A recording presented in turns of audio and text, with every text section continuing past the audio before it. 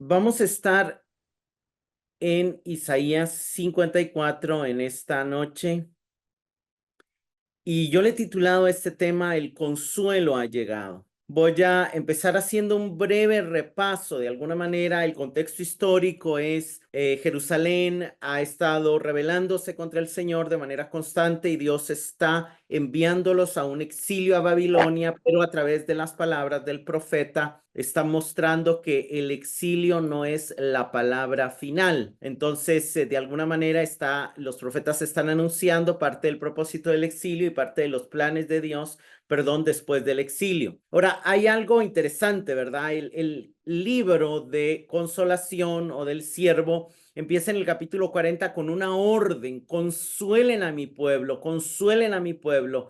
Hablen al corazón de Jerusalén y díganle a voces que su lucha ha terminado, que su iniquidad ha sido quitada y que ha recibido la mano del Señor el doble por sus pecados. Aquí todavía no está claro cómo va a venir ese consuelo, pero en la enseñanza de la semana pasada vimos que la única manera en que la iniquidad iba a ser quitada era porque iba a ser puesta sobre el siervo del Señor, sobre el Mesías que iba a venir, y así era como se iba a cumplir que se había recibido de la mano del Señor el doble, y el doble explicamos que es el precio que el pueblo pagó mínimo por el exilio, más el precio grandioso que pagó el siervo al dar su vida en la cruz. Más adelante hay algunas imágenes que es importante notar y que tener en mente para entender con plenitud el pasaje de hoy. Y una de las cosas es que en el exilio, en la destrucción de Jerusalén, de alguna manera mueren muchos, mueren 2/3 de los judíos. Eso es una ciudad, una nación siendo privada de sus hijos.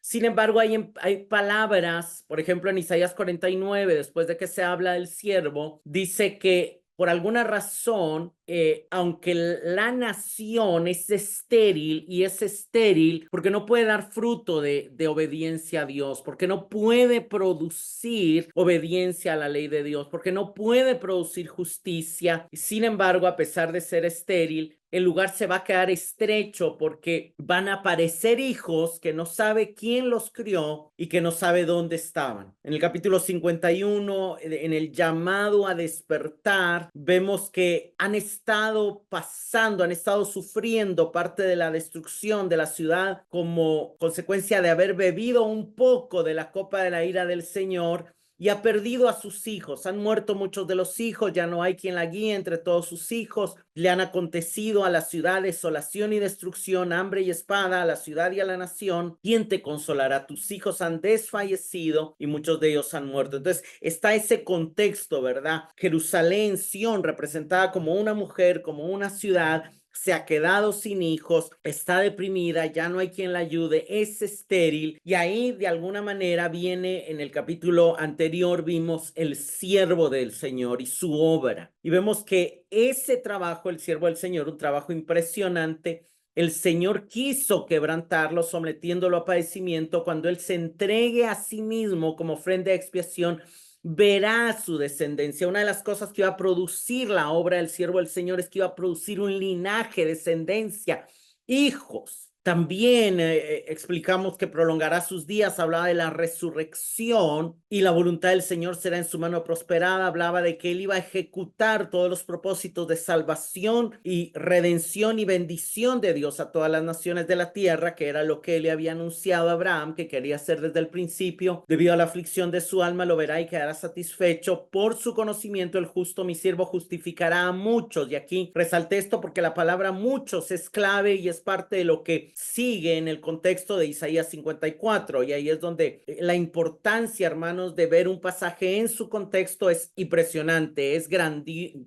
grandísima. Y aquí justificará a muchos y llevará el pecado de muchos, es lo que va a pasar a explicar el capítulo 54. Empecemos leyendo los resultados de la obra del siervo. Leamos primero Isaías 54 del 1 al 3. Grita de júbilo, Oh estéril, la que no ha dado a luz, prorrumpe en gritos de júbilo y clama en alta voz, la que no ha estado de parto, porque son más los hijos de la desolada que los hijos de la casada, dice el Señor. Ensancha el lugar de tu tienda, extiende las cortinas de tus moradas, no escatimes, alarga tus cuerdas y refuerza tus estacas, porque te extenderás hacia la derecha, hacia la izquierda.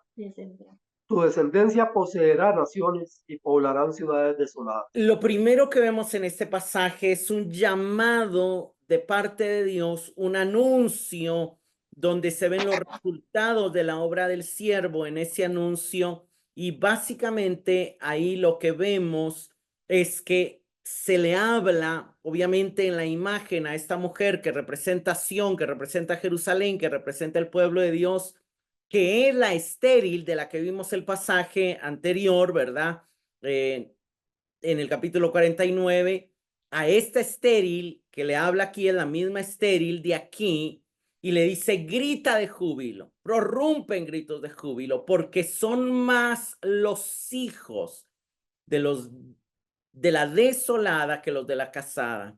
Luego se le habla ensancha, hablando de esa multitud de hijos que también ya se había anunciado en el otro pasaje, y te extenderás. Vamos al primer, básicamente aquí vemos tres mandamientos que se le da: un mandamiento de gritar de júbilo, un mandamiento de ensancharse, y bueno, hay otro que está en los versículos 4 y 5.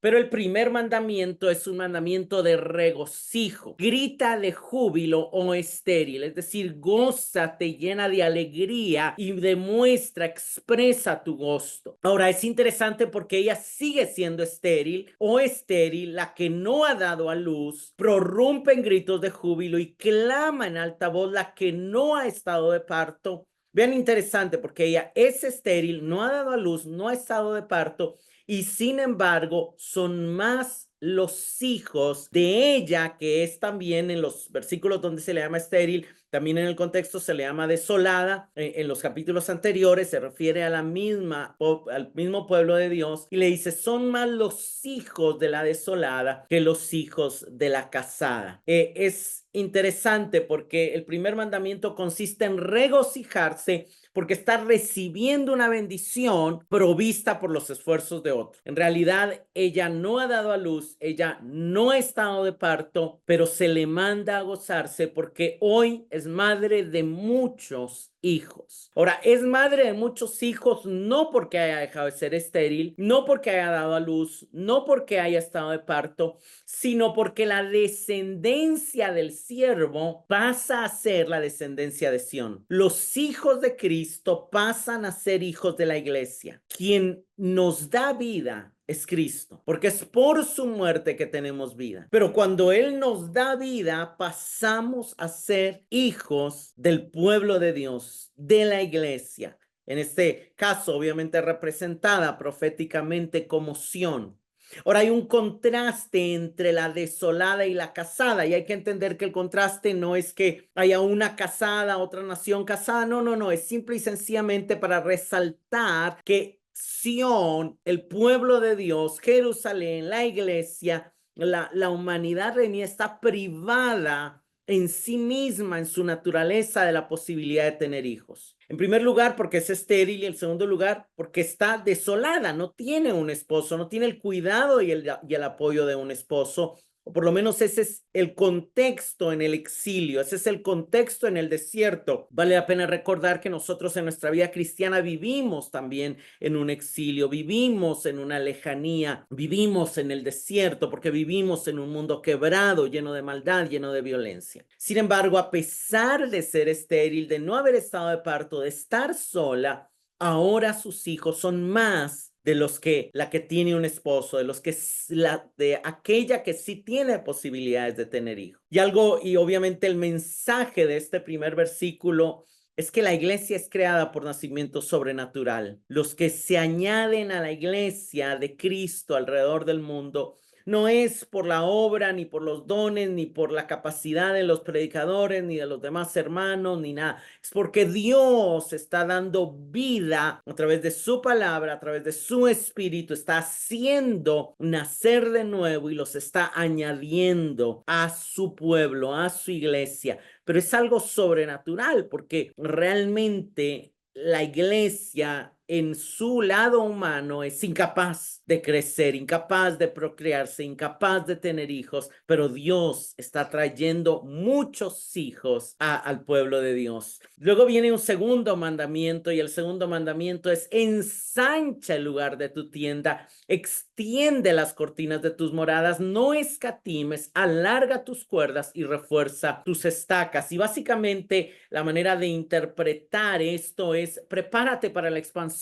Lo que el Señor le está diciendo como segundo mandamiento a aquellos que ya han entendido la obra del siervo y que ya son parte del siervo es: preparémonos para recibir a otros que Dios va a traer. Preparémonos para cuidar a otros que Dios va a traer a su pueblo, para amarlos, para nutrirlos. Y de alguna manera, cuando menciona el tema de tiendas, recuerda todo el peregrinaje del pueblo de Israel a través del desierto, viviendo en tiendas. Y hay una fiesta, de hecho, que se celebra, es la fiesta de los tabernáculos, para recordar que Dios habitó en medio de su pueblo, en medio de los tabernáculos. El punto, el mensaje es: no te hagas una casa. Ahí nos llama a seguir el ejemplo de Abraham. Vivamos como peregrinos y extranjeros en búsqueda de llegar a la ciudad cuyo arquitecto y constructor es Dios. La tienda es una imagen de nuestro caminar como pueblo de Dios en medio de un peregrinaje, caminando con Dios, donde Dios camina con nosotros, pero que todavía no hemos llegado al destino final, porque el destino final es los cielos nuevos y la tierra nueva. Por eso los esperamos todavía, pero aunque vivamos en tiendas, tenemos que vivir con una mentalidad de que Dios va a traer a otros, de que Dios va a traer a otros a nuestras comunidades, a nuestras iglesias. No sabemos cómo, no sabemos cuándo, pero hay un llamado a gozarnos por ser parte de una nueva familia, por ser parte de hijos de la iglesia y por también tener esa responsabilidad de ahora cuidar unos de otros y que también nos cuiden a nosotros, porque aunque la imagen es de una madre a hijos, pues obviamente son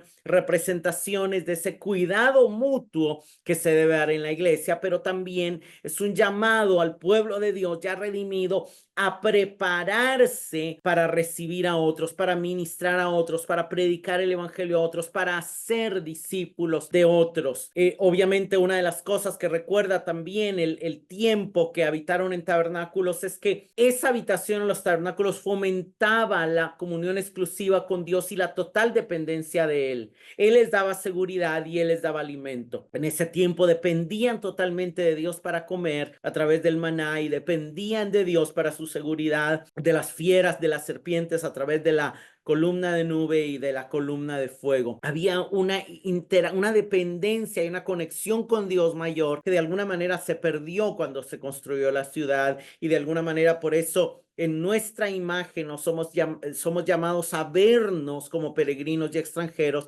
y a caminar en dependencia de Dios en nuestra vida cristiana. Pero en el verso 3 vemos que le dice: te extenderás hacia la derecha y hacia la izquierda, y tu descendencia poseerá naciones y poblarán ciudades desoladas. Este pasaje está citando dos promesas que le fueron dadas a los patriarcas y que tienen sentido con un propósito global y universal que Dios tenía. O sea, el llamado es: prepárate para el crecimiento porque yo voy a dar cumplimiento a las promesas que hice a Abraham, a Isaac y a Jacob. Y de las promesas que Dios hizo a los patriarcas es: te extenderás y tu descendencia poseerá. Eso obviamente también recuerda que eso va a ser cumplido en el Mesías. Más adelante Pedro lo dice. Leamos aquí Génesis 28:14, 22:17 y 18 y el Salmo 2:8. También tu descendencia será como el polvo de la tierra. Te extenderás hacia el occidente y hacia el oriente, hacia el norte y hacia el sur, y en ti y en tu simiente serán bendecidas todas las familias de la tierra. Génesis 22, 17, 18. De cierto te bendeciré grandemente y multiplicaré en gran manera tu descendencia, como las estrellas del cielo y como la arena en la orilla del mar. Y tu descendencia poseerá la puerta de sus enemigos. En tu simiente serán bendecidas todas las naciones de la tierra, porque tú has obedecido mi voz. Salmo 2:8. Pídeme y te daré las naciones como herencia tuya y como posesión tuya los confines de la tierra. Vean las frases, te extenderás, dicha en el verso 3, pero recordaba que se le fue dicha a Jacob. Aquí está Dios hablando con Jacob. Tu descendencia poseerá, dicha en Isaías 54:3, pero recordando que fue dicha a Abraham, aquí fue dicha a Abraham. Y las naciones, recuerda el Salmo 2:8 que aquí le habla al hijo, al rey, porque el Salmo 2:8 es un salmo acerca del Mesías. Ahora, en el contexto, este te extenderás y tu descendencia poseerá, va junto a recordarnos el propósito global y universal de Dios. Dios sí está hablándole a Israel, pero la elección de Israel, la singularidad de la elección de Israel, solo tiene sentido en el contexto de la universalidad de la bendición de Dios a todas las naciones. ¿Por qué Dios eligió a Abraham, Isaac y Jacob? Para que a través de bendecirlos a ellos, un día llegara la bendición a todas las familias de la tierra y a todas las naciones de la tierra. Pablo después va a explicar en Gálatas que al decir en tu simiente habla de uno que es Cristo, que es aquí el Mesías al único a quien Dios le dice, pídame y te daré las naciones como herencia tuya. Eso no se lo dice a los misioneros, eso se lo dice a Jesús, al Mesías. El punto, hermanos, es que esto es un recordatorio de la gran comisión, porque por cuanto Dios le dio a Cristo toda potestad en el cielo, en la tierra y debajo de la tierra, Cristo nos manda a predicar el evangelio a todas las naciones y a hacer discípulos a todas las naciones, enseñándoles a guardar lo que Él nos ha mandado. Entonces, ¿cuál es la manera de prepararnos para qué significa hoy? Ensancha tu tienda, extiende tus habitaciones. No significa que Dios quiere hacer tu negocio más grande. Significa que Dios te llamó a cumplir la gran comisión de predicar el evangelio. Y que la manera de prepararte para la expiación es evangelizando a tantos como el Señor te permita hacerlo. Ese es el verdadero significado de ese pasaje en su contexto. Sigamos ahora, leamos Isaías 54, 4 y 5. No temas, pues no serás avergonzada, ni te sientas humillada, pues no serás agraviada, sino que te olvidarás de la vergüenza de tu juventud y del oprobio de tu viudez, no te acordarás más, porque tu esposo es tu hacedor, el Señor de los ejércitos es su nombre, y tu Redentor es el Santo de Israel, que se llama Dios de toda la tierra. En los versos del 1 al 5, Dios le está dando 3 órdenes a su pueblo. Regocíjate es el primero, prepárate para el crecimiento es el segundo, y el tercer mandamiento es no temas. Y no temas, porque sí, aunque pecaste, no serás avergonzada, ni serás humillada, ni agraviada, sino que te olvidarás de la vergüenza y del oprobio de tu viudez. Aquí, obviamente, la vergüenza, humillación y agravio son el fruto normal esperado de una mujer estéril. En los tiempos antiguos, cuando una mujer era estéril, era humillada, era avergonzada, era menospreciada, pero también reflejan los frutos de Israel como nación rebelde, ciega y sorda, cosas que se le han dicho en los capítulos anteriores. ¿Por qué vino la vergüenza, la humillación y el agravio del exilio? Por su rebeldía, por su ceguera, por su sordera a la voz de Dios. Sin embargo, por la obra del siervo, por el contexto del capítulo 53, la realidad del pasado de vergüenza ha terminado y se ha ido. Y de alguna manera menciona claramente, y aquí tenemos que atender, sino que no temas, porque aunque mereces vergüenza y humillación, el Señor lo que trae es olvido de tu vergüenza y de tu oprobio. El Señor lo que trae es una nueva realidad, un nuevo comienzo, algo nuevo. Y ahí es donde se cumple el que está en Cristo, nueva criatura es, las cosas viejas pasaron, todas son hechas nuevas. La vergüenza de la juventud es probable que estés haciendo referencia a la esclavitud en Egipto, porque la nación estaba joven y el oprobio de tu viudez vez, lógicamente está haciendo referencia al exilio a Babilonia, porque es donde se habla de esa separación, porque Dios se retira de su pueblo. Y Ezequiel ve como la gloria de Dios sale, el arca desaparece, y Dios ya no está en su pueblo. Israel ya no puede decir que está unida a Dios y que es el pueblo de Dios porque Dios los abandonó. Como una mujer viuda es abandonada por su esposo. Y de alguna manera ambos para nosotros denotan cuando vivíamos en esclavitud al pecado y en el engaño del mundo. De alguna manera, y cuando a veces como creyentes podemos quedar dormidos y caer en las trampas del mundo que nos separan de Dios. Pero el Señor dice, eso ya no será tu realidad. No temas, porque te olvidarás y no te acordarás más. Esto es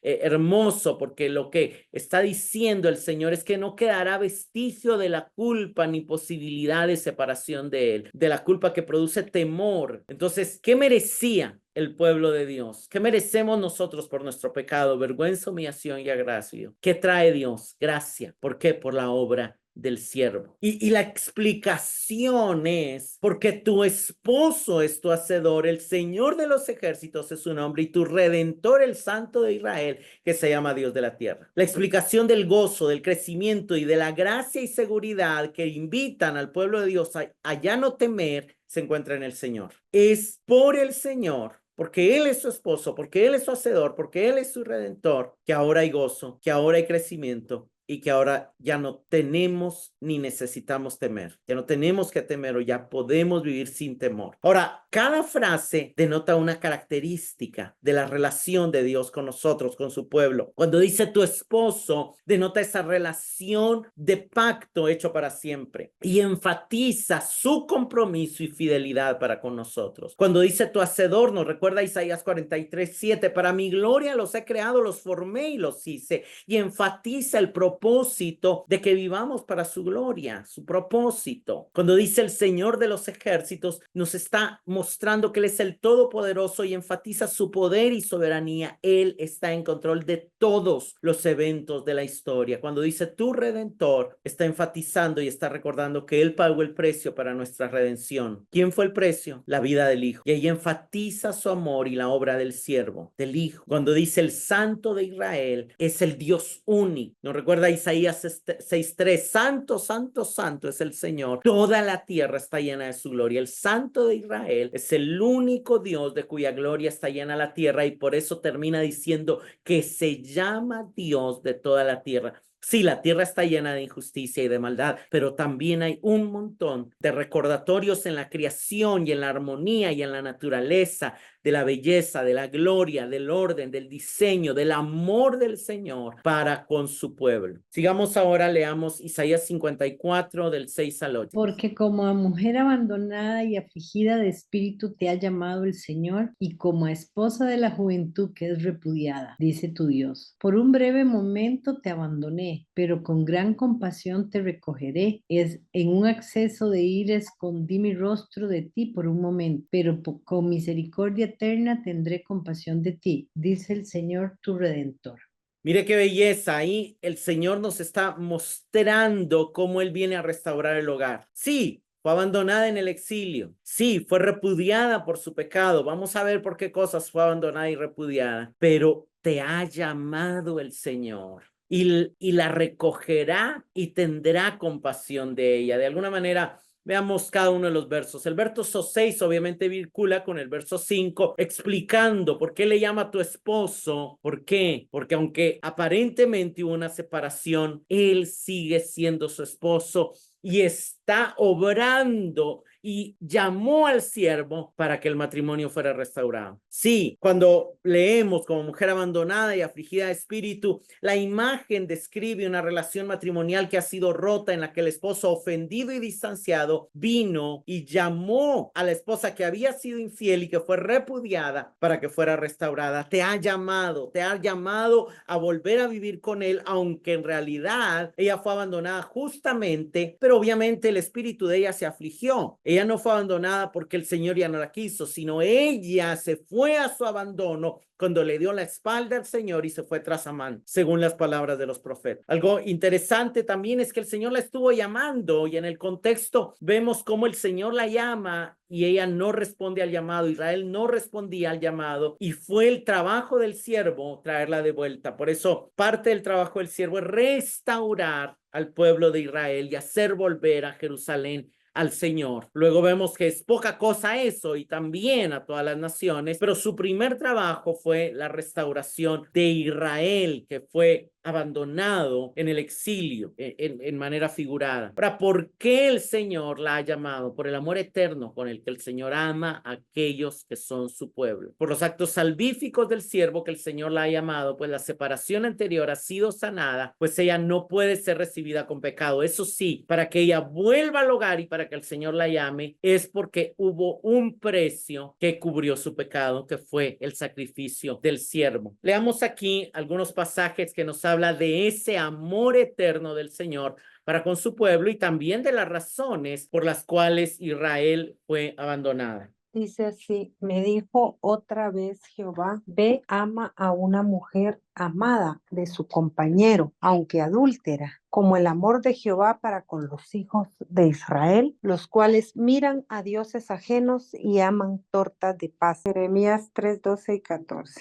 Dice así, ve y clama estas palabras hacia el norte, y di, vuélvete, oh rebelde Israel. Dice Jehová, no haré caer mi ira sobre ti, porque misericordioso soy yo, dice Jehová. No guardaré para siempre el enojo. Reconoce pues tu maldad, porque contra Jehová tu Dios has prevaricado y fornicaste con los extraños debajo de todo árbol frondoso y no oíste mi voz, dice Jehová. Convertíos hijos rebeldes, dice Jehová, porque yo soy vuestro esposo y os tomaré uno de cada ciudad y dos de cada familia y os introduciré en Sión. Dice así, Jehová se manifestó a mí hace ya mucho tiempo, diciendo, con amor eterno te he amado, por tanto te prolongué mi misericordia. Estos pasajes, en primer lugar, nos dejan claro la razón por la que Israel quedó abandonada, por la idolatría. Miraban a dioses ajenos, equivalente a fornicar con extraños. Estos pasajes también nos muestran con claridad el amor de Dios y las oportunidades que les dio para volver. De hecho, este pasaje es antes del exilio. Vuélvete a mí, porque no quiero hacer caer mi ira sobre ti. Sin embargo, Israel nunca se volvió, entonces la ira de Dios cayó y vino el exilio. Pero Dios quería tener misericordia. Dios los llamó a volverse, a reconocer su maldad, a convertirse, pero ellos no accedieron. Dios se llamaba el esposo de ellos, pero el pueblo insistió en cometer adulterio, es decir, en no vivir en fidelidad a Dios. Entonces, sin embargo, el amor con el que Dios ama a su pueblo es un amor eterno. Eso es impresionante, por eso en Isaías 54, 7, estas otras versiones, me gusta cómo dice la palabra de Dios para todos, el verso 7, dice, lleno de compasión, me volveré a unir a ti. Y el 54:8 en la Nueva Traducción Viviente dice, con amor eterno tendré compasión de ti. Hermanos, lo que mueve al Señor a restaurar su relación con su pueblo es su compasión y su amor eterno. Y aquí vemos cómo Jesús se acerca a una iglesia, a una nación restaurada. Ahora, lo que resaltan estos versos 7 y 8 es, claramente vemos, por un breve momento te abandoné, en un acceso de ira escondí mi rostro de ti, pero con gran compasión, pero con misericordia eterna. Claramente hay un contraste entre la brevedad de la separación y la ira, con la grandeza y la eternidad de la reconciliación y el amor. Dios tenía motivos para abandonarlos y enojarse contra ellos, sí, sus muchas idolatrías, su mucha injusticia, su mucho pecado. Y sin embargo, Dios tenía un gran motivo para restaurarlos y para enviar al siervo a pagar por los pecados de su pueblo. la grandeza de su amor y el deseo de ser reconciliado con su pueblo. Te abandoné, aquí es una repetición del verso 6 donde dice, mujer abandonada, como fue dejada por su infidelidad y sus pecados, ¿verdad? No porque Dios la quisiera dejar, pero el siervo llevó los pecados, la ira fue removida y la misericordia brilla y se manifiesta recogiéndola para cuidar de ella de nuevo. Cuando dice, aquí dice el Señor, tu Redentor, ese tu Redentor está enfatizando que Dios mismo asumió las necesidades de su pueblo en relación con su propia ira motivado por su amor. Tu Redentor es porque pagó un precio de redención y ese precio que pagó fue el precio de la vida de su Hijo, del capítulo 53, del siervo del Señor que llevó el pecado de muchos, como lo vimos en el 53. Sigamos ahora leyendo Isaías 54, 9 y 10. Porque esto es para mí como en los días de Noé, cuando juré que las aguas de Noé nunca más inundarían la tierra. Así he jurado que no me enojaré contra ti, ni te reprenderé, porque los montes serán quitados y las colinas temblarán, pero mi misericordia no se apartará de ti, y el pacto de mi paz no será quebrantado, dice el Señor, que tiene compasión de ti. Señor, da las garantías de por qué ya no habrá otra separación. Y lo que está diciendo es, así como hice un pacto y juré que nunca más las aguas inundarían la tierra con Noé, así he jurado que no me enojaré más contra ti ni te reprenderé. ¿Qué está diciendo? No viene otro exilio, no viene otra separación, no viene más pecado. Hay un cambio completo, hay una realidad nueva para el pueblo de Dios. ¿Por qué? Por la gran obra del siervo. Y sí, vienen cambios todavía. Todavía esa tierra va a ser destruida, los montes serán quitados y las colinas temblarán.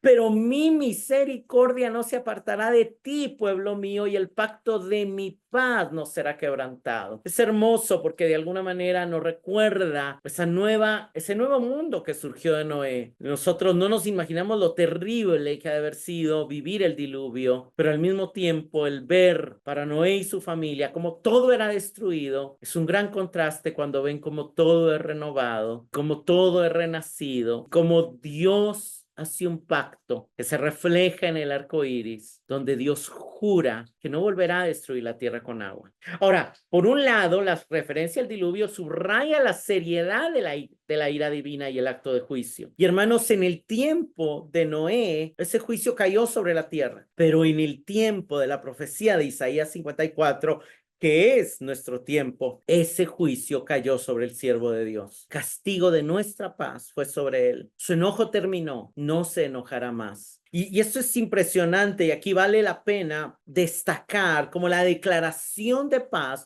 fue consecuencia de la justicia satisfecha. En el tiempo de Noé, la justicia fue satisfecha cuando fue destruida toda la maldad, toda la mezcla que había en ese tiempo. En este tiempo, la ira de Dios fue satisfecha con el sacrificio del Hijo de Dios en la cruz. Por eso, 53 nos dijo que el castigo por nuestra paz fue sobre él. Y como ya dije, ¿verdad? Todavía la tierra será destruida. Pero algo interesante es que los montes y las colinas son cosas que dan seguridad hoy, que parecen firmes, pero no son tan firmes. Temblarán y serán quitados. Pero hay algo que sí es verdaderamente firme, el amor de Dios y sus promesas, su juramento. El verso 10 explica el 9 y amplía y dice, he jurado un juramento y un pacto en el antiguo tiempo solo se hacían con una víctima pactada para sellar el pacto. Solo había un pacto cuando había derramamiento de sangre y el juramento se sellaba con derramamiento de sangre. De alguna manera, aunque no se ve en el pasaje, si entendemos la cosmovisión hebrea y si conectamos el contexto, este juramento y este pacto de paz es solo posible por el sacrificio del siervo explicado en el capítulo 53. Hermanos, es la muerte del siervo que formalizó un pacto que promete paz para siempre. Y una y otra vez este capítulo no tiene sentido sin el capítulo anterior, sin la obra de Cristo. Digamos ahora, pasemos a leer Isaías 54 del 11 al 14. Oh afligida, azotada por la tempestad, sin consuelo, yo asentaré tu piedra en antimonio y tus cimientos en zafiro. Haré tus almenas de rubíes, puertas de cristal y todo tu muro de piedras preciosas. Todos tus hijos serán enseñados por el Señor, y grande será el bienestar de tus hijos. En justicia serás establecida. Estarás lejos de la opresión, pues no temerás, y del terror, pues no se acercará a ti. Vean, nos recuerda el capítulo 40. Consuelen a mi pueblo. Y aquí, esa es la realidad a la que el profeta le está hablando. La ciudad está afligida, está azotada por la tempestad del exilio, está sin consuelo, pero hay un anuncio. Dios traerá una nueva ciudad llena de belleza y gloria. Ustedes se pueden imaginar cuánto cuesta hacer una ciudad. No existe hoy en la tierra una ciudad que tenga cimientos de antimonio, que tenga cimientos en zafiros, que tenga ventanas de rubí, que sus puertas sean de cristales y sus muros de piedras preciosas. Es imposible costear eso. Y sin embargo, eso es lo que Dios tiene para su pueblo. Y no solamente una ciudad embellecida, los hijos siendo enseñados por el Señor y disfrutando de gran bienestar. Una ciudad establecida en justicia, la justicia que solo podía traer el siervo, lejos de la opresión y del terror. La primera imagen que vemos es una ciudad embellecida, una ciudad gloriosa. Yo creo que esta imagen se queda corta para lo que realmente, pero de alguna manera pensar en zafiros, pensar en que son piedras azules, rubíes, que son piedras rojas, oro, piedras preciosas, de alguna manera reflejan en la Biblia el oro, la plata, las piedras preciosas, siempre reflejan lo eterno, también reflejan algo que transmite o que recibe la luz de Dios y la transmite, y de alguna manera habla de ese llamado que la iglesia tiene a hacer luz al mundo, a recibir de Dios la luz y a expresar esa luz en buenas obras, en predicación, en buen testimonio. De alguna manera nos habla de la belleza del pueblo de Dios. Para Dios, su pueblo, el diseño de Dios para su pueblo es algo hermoso, más allá de lo que en este mundo se puede ver o costear. Obviamente, afligida, azotada, sin consuelo, ya lo dije, se refiere a los resultados del exilio. Pero algo interesante es cuál es la realidad de Jerusalén. Isaías 1, del 21 al 23, el inicio del libro nos dice: ¿cómo te has convertido en ramera, oh ciudad fiel? Llena estuvo de justicia, en ella habitó la equidad, pero ahora los homicidas. Tu plata se ha convertido en escorias, tu vino mezclado con agua, tus príncipes prevaricadores, compañeros de ladrones, aman el soborno, van tras las recompensas, no hacen justicia al huérfano, ni llega a ellos la causa de la viuda. ¿Qué quería Dios de la ciudad? Una ciudad hermosa. ¿Qué pasó con el pueblo de Dios? Se convirtió en ramera, se llenó de injusticias, se llenó de homicidas. Su plata dejó de ser plata y pasó a ser basura. Es decir, eso, lo valioso era basura para Dios. Y esta es la realidad del mundo, y esta es la realidad de un pueblo que todavía no ha sido impactado por la obra del siervo, pero la obra del siervo trae una nueva realidad, una nueva descripción que busca causar una impresión de esplendor y belleza deslumbrantes. Es Dios mismo. Dios mismo dice: yo asentaré, yo haré. Es Dios mismo quien edifica una nueva ciudad con belleza genuina, resplandeciente y duradera. Y este pasaje nos recuerda las palabras de Cristo: yo edificaré mi iglesia. Dicho de manera enfática, yo mismo, sin ayuda de nadie, edificaré mi iglesia. Ahora, en esa edificación de la iglesia, ¿cómo lo hace el Señor? A través de la enseñanza. Parte de embellecer esa ciudad es enseñar a los hijos. ¿Y quiénes son tus hijos? Tus hijos son los hijos del siervo, que el siervo ha hecho en crear una familia y que se los ha entregado a la iglesia, al pueblo de Dios. Serán enseñados por el Señor, y esto nos recuerda que el siervo despertaba para ser enseñado por el Señor todas las mañanas, abriendo su oído. De alguna manera, Él está llamando seguidores, imitadores de Él. Y grande será su shalom, dice en el hebreo. De alguna manera, unas versiones traducen multiplicaré tu paz. Esta versión dice grande será el bienestar. Pero shalom es una palabra que va más allá de paz y que realmente habla de bienestar. Y obviamente se está hablando hablando de paz con Dios primeramente porque somos reconciliados con Dios, pero también bienestar y armonía entre nosotros y con la creación, y de alguna manera ahí vemos cómo la obra de la cruz nos reconcilió con Dios, pero también nos reconcilió entre nosotros, judíos y gentiles, eliminó las enemistades, eliminó las diferencias, trajo gran paz, gran bienestar, pero también trajo seguridad, ausencia de peligros externos. La justicia del siervo será el fundamento de la ciudad, y hermanos, Cristo mismo, dice Pablo, ha sido hecho justicia de Dios para nosotros, y también Pablo nos dice que Cristo es el fundamento, ya está puesto, el cual es Jesucristo. Jesucristo es la piedra angular. Jesucristo es el fundamento de justicia sobre el cual la iglesia está siendo edificada para que haya un pueblo de paz y de seguridad. Ahora, cuando dice estará lejos de la opresión, pues no temerás, y del terror, pues no se acercará a ti. La opresión era un problema siempre interno, la injusticia social dentro de la ciudad. El terror era una amenaza externa, el terror que venía cuando venían los asirios o cuando vino Babilonia, aún cuando venían fieras. Pero ya no existirá ni la injusticia interna, ni el terror externo. El miedo como emoción y también como experiencia quedará eliminado. Eso es parte. Y por eso vemos tantos pasajes en el Nuevo Testamento donde Él vino a liberar a los que por el temor a la muerte. Él no nos dio espíritu de cobardía, sino de poder y amor. El perfecto amor echa fuera el temor. Y vemos esto en la iglesia, el Señor enseñándonos y nosotros siendo sus hijos. Y es a través de esa enseñanza creciendo en bienestar, creciendo en paz, entrando en su reposo. También, aunque Isaías no nos explica cómo va a ser, hay otro pasaje que nos explica un poco cómo. Leamos aquí Jeremías 31, 33 al 34. Porque este es el pacto que haré con la casa de Israel después de aquellos días, declara el Señor. Pondré mi ley dentro de ellos y sobre sus corazones la escribiré. Entonces yo seré su Dios y ellos serán mi pueblo. No tendrán que enseñar más cada uno a su prójimo y cada cual a su hermano, diciéndole, conoce al Señor, porque todos me conocerán, desde el más pequeño de ellos hasta el más grande, declara el Señor. Pues perdonaré su maldad y no recordaré más su pecado. ¿Cómo se iba a cumplir esa promesa? En el nuevo pacto que iba a inaugurar el Mesías. Y en ese nuevo pacto, no es que ya no haya discipulado ni que mi trabajo no sea necesario, sino que yo no les puedo llevar a conocer al Señor. El Señor mismo se tiene que revelar a ustedes, y yo lo único que hago es recordar aquello que el Señor les está enseñando, que el Señor ya nos enseñó en su palabra y que de alguna manera solo estamos ordenando para tener una mejor comprensión de ellos. Pero Él mismo se está dando a conocer a cada uno de los que le buscan de manera genuina. Terminemos con Isaías 54, el 15 al 17. O sea, vamos ya para ir cerrando.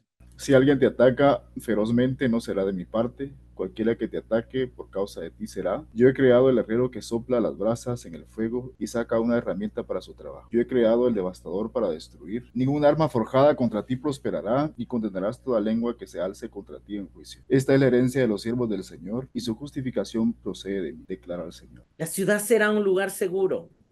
Hermanos, una de las cosas impresionantes de esto es que ningún arma forjada, y esto es impresionante porque de alguna manera esto no habla de los nuevos cielos, sino de la nueva tierra. Este pasaje se cumple en el tiempo de hoy, porque en los cielos y en la nueva tierra ya no habrán enemigos, ya no habrá ataques, ya no habrán armas forjadas, pero hoy todavía la iglesia tiene una batalla contra principados y potestades, quienes están forjando armas, pero el Señor las destruirá. Lo primero que nos dice este pasaje, si alguien te ataca, hermanos, el enemigo anda como león rugiente queriendo atacarnos, pero claramente dice, no será de mi parte. Ningún ataque hoy al pueblo de Dios tiene autorización divina y por lo tanto está condenado al fracaso. También dice, cualquiera que te ataque por causa de ti caerá. Lo que está diciendo es que el pueblo del Señor será lo suficientemente fuerte para vencer las mentiras del mundo, las mentiras del enemigo y de alguna manera las insistencias de nuestra carne. Nuestros enemigos siguen siendo nuestra carne, el mundo y el enemigo, pero el Señor nos va a dar victoria sobre cada uno de ellos. Por eso Juan le escribe a los hijitos y les dice, les escribo a ustedes porque han vencido al maligno. Luego dice, yo he creado al herrero, yo he creado al devastador.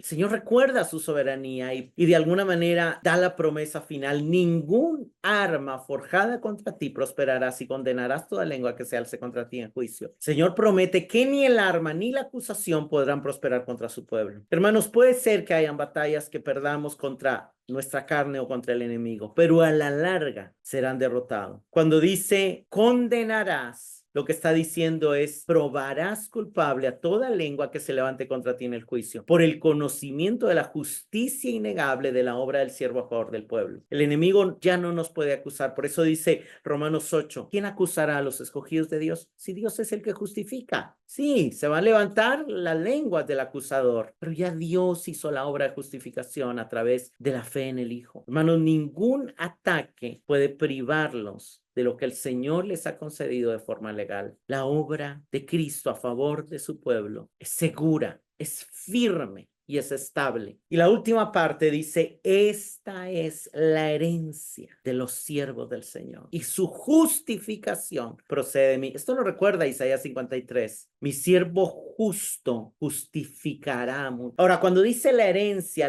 escribe la realidad de la posesión, que consiste en ser habitantes de la ciudad embellecida, establecida sobre justicia y segura. ¿Cuál es nuestra herencia, hermanos? Ser parte del edificio llamado iglesia, que Cristo mismo está edificando sobre él mismo como fundamento, y que nos ha dado oro, plata y piedras preciosas para edificarlo. Ahora, algo hermoso es que dice la herencia de los siervos del Señor. Un detalle que no podemos dejar de notar es que hasta este punto en todo el libro Isaías solo ha usado siervo en singular, pero de aquí en adelante se usa solo en plural, porque el linaje del siervo son siervos como él. El siervo engendra siervos. Y la obra salvadora del siervo es producir siervos. Si tú recibiste vida de parte del Hijo, el siervo, eres siervo. Y hermanos, esa es la dignidad principal, porque el título de siervo es el título del Hijo, y nuestra dignidad al ser siervos es compartir su título. Su estatus ante Dios, siervos, no podría ser más honorable, ni su aceptación, justificados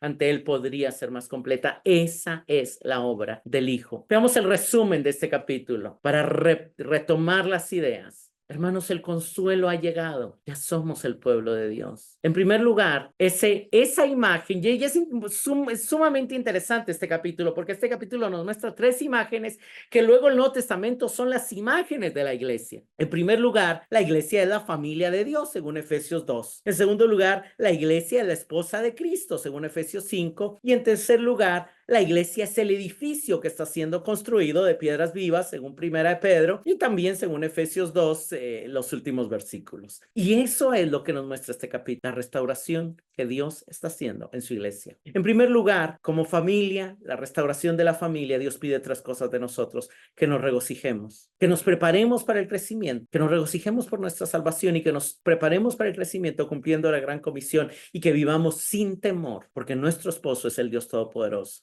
En segundo lugar, el Señor se ha unido a nosotros y somos su esposa, miembros de su cuerpo. Y las 3 garantías de la unión con Él es que, número 1, su compasión vence nuestro abandono. Su amor supera la ira, y esto fue llevado en la cruz por Cristo. Él fue abandonado para que nosotros no fuéramos abandonados. Él cargó la ira de Dios para que fuéramos salvos de la ira de Dios. Y Él fue el sacrificio que selló el juramento divino y estableció un pacto de paz eterno. Y hoy podemos tener paz, gran paz, porque el castigo de nuestra paz fue sobre Él. Pero también como iglesia somos la ciudad que está siendo restaurada y embellecida. Somos el edificio que está siendo edificado en justicia. Y cuando hacemos obras de justicia, estamos colaborando con esa edificación. Pero al mismo tiempo, tenemos que saber que aunque sí, todavía estamos en una lucha, todavía estamos en una batalla, estamos seguros. Cristo nos ha puesto a salvo y nos ha dado una vestidura y una armadura del creyente para que podamos resistir en el día malo y, habiendo acabado todo, estar firmes. Quiero pedirle a Juan Pablo que me ayude terminando aquí con este pasaje, donde nos recuerda. Este pasaje es una profecía de Zacarías, el papá de Juan el Bautista, que de alguna manera hace mucha alusión a Isaías 54, y yo puse en negrita todos esos conceptos que están en Isaías 54 que él ve que vienen en Jesús, pues Jesucristo es la garantía del cumplimiento de las promesas. Lucas 1:68-75. Bendito sea el Señor, Dios de Israel, porque nos ha visitado y ha traído redención para su pueblo, y nos ha levantado un cuerno de salvación en la casa de David, su siervo, tal como lo anunció por boca de sus santos profetas, desde los tiempos antiguos, salvación de nuestros enemigos y de la mano de todos los que nos aborrecen, para mostrar misericordia a nuestros padres y para recordar su santo pacto, el juramento que hizo a nuestro padre Abraham concedernos que, librados de la mano de nuestros enemigos, le sirvamos sin temor, en santidad y justicia, delante de él todos nuestros días. El capítulo 54 habla diciendo: yo soy tu redentor. Habla. Tus enemigos te atacarán, pero no podrán prosperar. Dice: con misericordia me volveré a unir a ti y estableceré mi pacto de paz. También dice jurado, aquí se me olvidó subrayar el juramento. También hace alusión a la promesa a Abraham, donde la bendición no iba a ser solo para Israel, sino para todas las naciones. También nos dice que hoy, por cuanto ya Cristo vino, podemos servirle sin temor. Y nos recuerda el no temas. Y nos recuerda en que ya no habrá terror, ya no habrá temor.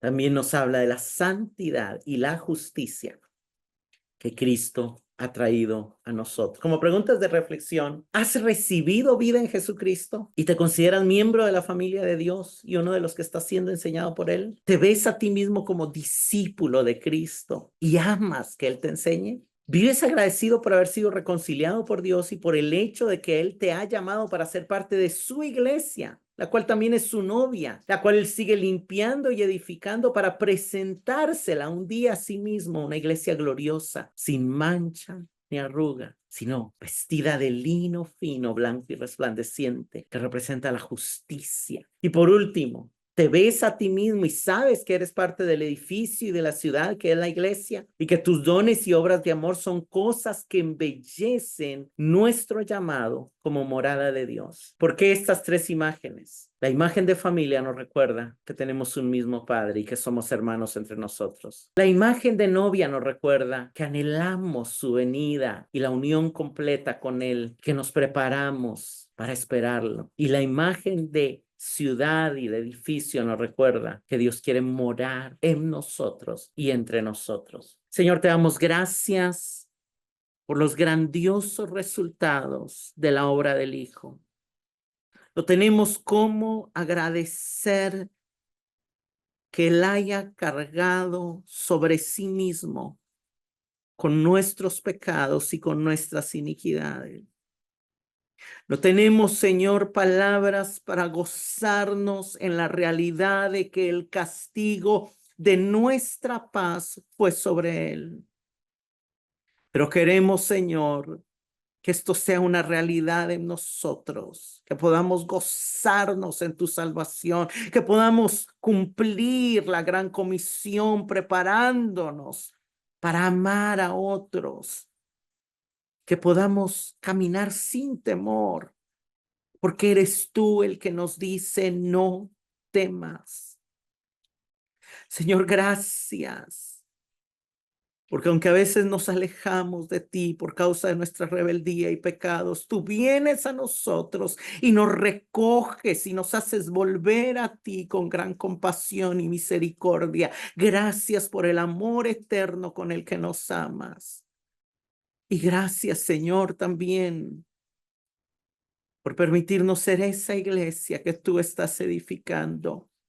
Y por embellecernos con los dones del Espíritu que has repartido a cada uno. Te pedimos que nos permitas ejercitar y usar esos dones para tu gloria y para la edificación de otros. Que en la medida que estamos siendo enseñados por ti, también, Señor, compartamos con otros lo que de ti estamos aprendiendo. Y sepamos que aprender de ti también es aprender de nuestros hermanos, porque tú también estás en ellos y también nos enseñas a través de los demás, así como nos permites enseñarle a los demás. Gracias por la hermosa imagen de lo que es tu pueblo, de lo que es tu iglesia. la cual somos nosotros. En el nombre de Jesús. Amén.